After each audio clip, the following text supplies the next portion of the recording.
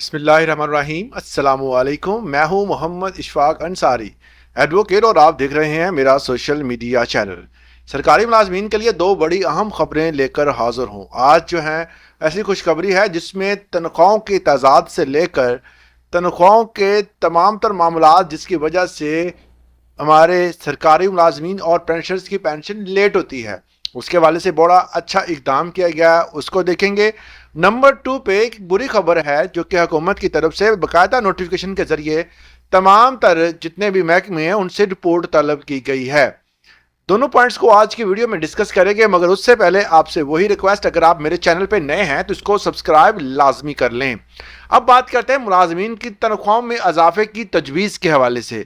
آپ کو پتا ہے کہ یہ تجویز جو ہے وہ زیر غور ہے دو جگہوں پر۔ عام طور پر وفاقی پارلیمانی نظام جو ہے وہ امپیکٹ کرتا ہے باقی صوبائی نظام پر، مگر صوبائی لیول پر آپ کو پتا ہے کہ وزیر اعظم صاحب نے ایک کمیٹی بنائی تھی، وہ کمیٹی کام کر رہی تھی تمام تر تنخواہوں میں تضاد کے حوالے سے، اور یہ رپورٹ جو ہے وہ انہوں نے 90 دن کے اندر اکٹھی کرنے کا کہا تھا۔ بیسیکلی یہ رپورٹ اس لیے بنائی گئی تھی کہ جو ڈپارٹمنٹ جو ہے وہ مختلف قسم کے جو ملازمین ہیں، سیم سکیل کے ملازمین میں تنخواہوں کا ڈفرنس کیا ہے اس کو معلوم کرنے کے لیے تھا، مگر اس کے اوپر فی الحال کام نہیں ہو رہا۔ یہ رپورٹ تیار کر کے پرائم منسٹر صاحب کو دے دی گئی ہے، مگر اس کا جو امپیکٹ ہے وہ کسی بھی ملازم کو دیکھنے میں نہیں آیا۔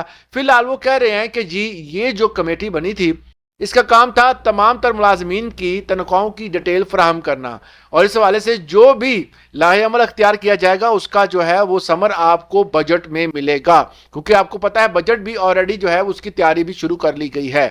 دوسرے نمبر پر جو کمیٹی بنی تھی وہ کے پی کے کی تھی۔ کے پی کے بیسیکلی آپ کو پتا ہے کہ جتنے بھی ادارے ہیں اس میں جتنے بھی ملازمین کام کرتے ہیں ان کے تضاد کو ختم کرنے کے حوالے سے یہ کمیٹی بنائی گئی تھی۔ اب اس کمیٹی کا مقصد یہ تھا کہ ملازمین کے تنخواہوں میں جو ڈفرنس ہے اس کو ختم کیا جائے۔ اس کے ختم کرنے کے حوالے سے ڈسپیرٹی الاؤنس دیا جاتا تھا، جو کہ اس دفعہ جو ہے وہ صوبائی لیول پر اتنا اچھا ملا نہیں، نہ ہی کچھ ملازمین کو اس حوالے سے آگاہ کیا گیا کہ آپ کو ان فیوچر ملے گا یا نہیں۔ تمام تر چیزیں جو ہیں وہ سامنے ہونے کے باوجود بھی اس پر کوئی فی الحال ورکنگ نہیں ہو رہی، اور اس کو مد نظر رکھتے ہوئے بجٹس کی تجاویز پیش کی جا رہی ہیں۔ اچھی خبر یہ ہے کہ بجٹ میں تنخواہیں بڑھنے کا امکان ہے اور یہ ڈسپیرٹی کو کافی حد تک ختم کر دیا جائے گا۔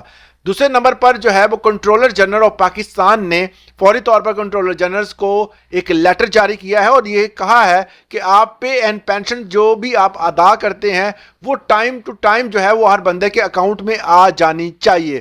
اس حوالے سے نوٹیفیکیشن بھی آپ کے سامنے ہے، تو اس نوٹیفیکیشن کے مطابق جو ہے وہ جتنے بھی ملازمین ہیں ان تمام ملازمین کو تنخواہیں جو ہیں وہ 25 ڈیٹ تک مل جایا کریں گی۔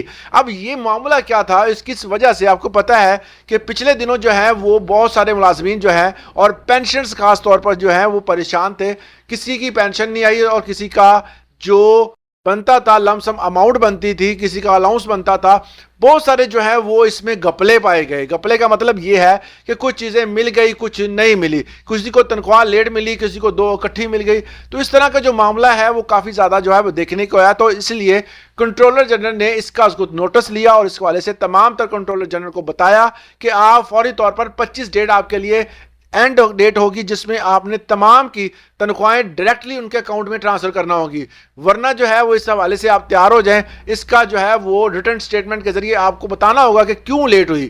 اب اس میں دو تین چیزیں جو ہیں وہ بہت زیادہ ڈسکس کی جاتی ہیں کہ ایک تو بہت سارے افراد نے اپنا آئی بی این اپڈیٹ نہیں کیا، اگر کسی نے کیا ہے تو اس کا نام نہیں صحیح، اس کے اسپیلنگ کا مسئلہ ہے، یا اپڈیٹ کروانا ہی نہیں چاہتے، انہوں نے اپنے اکاؤنٹ کھلوایا ہی نہیں، تو اس طرح کے بہت سارے مسائل جو ہیں وہ اب اس کو ختم کیا جا رہا ہے۔ بہت بڑے پیمانے پر اس حوالے سے ورکنگ ہو رہی ہے اور سندھ میں خاص طور پر اس چیز کو ختم کیا جائے، اور اس جو انہوں نے نوٹس لیا یہ تمام پر لاگو ہوتا ہے۔ حالانکہ کے پی کے نے کہا تھا کہ ہم فرسٹ ڈیٹ سے پہلے تنخواہ نہیں دے سکتے، انہوں نے کہا کہ آپ جو بھی کریں آپ نے 25 ڈیٹ سے پہلے تنخواہ جاری کرنی ہے، اور ان کا یہ ارادہ تھا کہ یہ کہتے تھے جی ہمیں وفاق پیسے لیٹ دیتا ہے جس کی وجہ سے ہم نے بھی تنخواہیں لیٹ دینی ہے، تو اس کو اب جو ہے وہ آپ نئی وجہ بنا سکتے ہیں کہ جی انہوں نے لیٹ دیا، آپ نے ٹائم ٹو ٹائم جو ہے وہ ادا کرنی ہے۔ اس والے سے سٹیٹمنٹ کیا ہے میں آپ کو بتا دیتا ہوں کہ سرکاری ملازمین کی تنخواہیں اور پینشن ڈیٹ سے ملنے کا نوٹس किन किन वजूहात की बिना पर अदायगी नहीं हो रही,